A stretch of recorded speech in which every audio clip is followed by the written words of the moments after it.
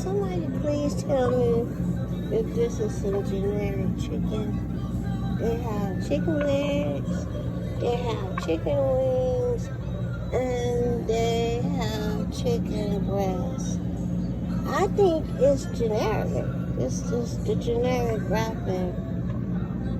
How can you make or grow some generic chicken wing? Maybe they fed the chicken generic food.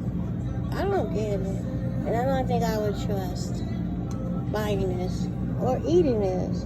But the price, $5 for 2, 4, 6, 8, 10, 12 pieces of chicken, it's not bad at all.